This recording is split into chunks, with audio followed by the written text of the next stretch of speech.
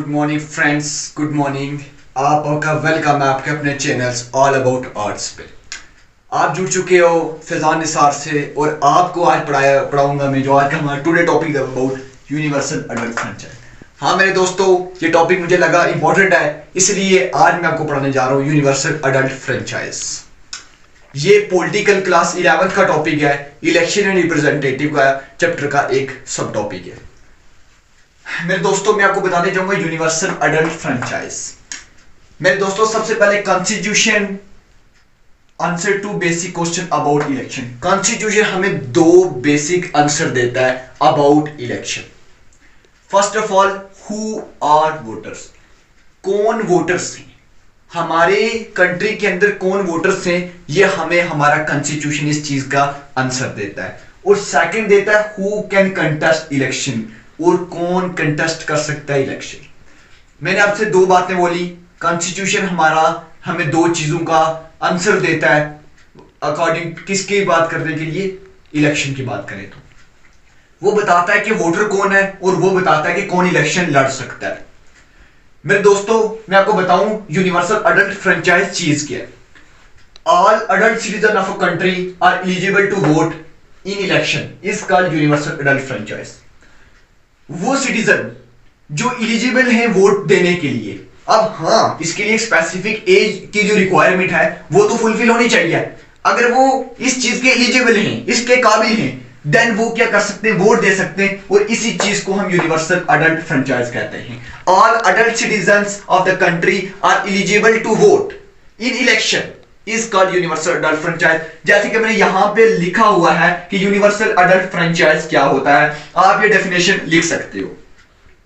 लेकिन अब आप बोलोगे कि इसके लिए तो कुछ एज की रिक्वायरमेंट होगी। हाँ बिल्कुल है। अब कौन सी एज है, टिल 1989 1989 तक की अगर मैं बात करूं, हमारा कॉन्स्टिट्यूशन कब बना, कब कंप्लीट हुआ, आप सबको पता है 26 नवंबर को हुआ। अब ये कब की बात कर रहा हूं, 1949 की बात कर रहा हूं। वहां पे उन्होंने बोला कि जो एज है वोटर की वो 21 ईयर होनी चाहिए। नोटेड, कितनी होनी चाहिए, 21 ईयर एज होनी चाहिए वोटर की।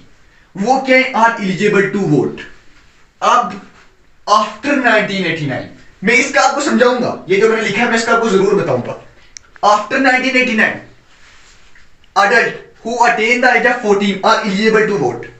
ये लाइन अपने आप में बहुत कुछ रख रही है अपने पास, इसके पास में बहुत कुछ है इस लाइन के, समझना मेरी बात। आप ऐसे सिटीजन जो 18 साल के होंगे वो वोट देने के काबिल हैं। ये कब की बात कर रहा हूं मैं, याद रखना, आफ्टर 1989 की बात कर रहा हूं। आफ्टर 1989 की बात कर रहा हूं कि जो बंदा 18 साल का होगा वो इस काबिल है कि वो वोट डाल सकता है। लेकिन 1989 से पहले क्या था, 21 साल वाला वोट डाल सकता था। ऐसा क्यों था, अब मैं बताता हूं।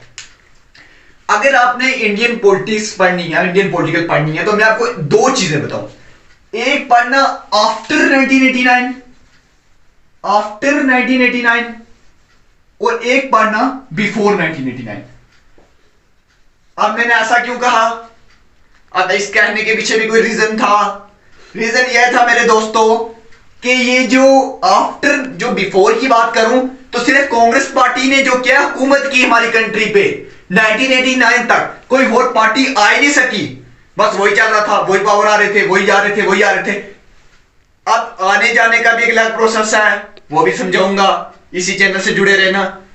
1989 तक क्या हुआ कि उन्होंने मस्त अपना रूल किया, एक ही सिस्टम चल रहा था। लेकिन आफ्टर 1989 अब कोई मेजोरिटी नहीं आ रही, पूरा सिस्टम बदल गया।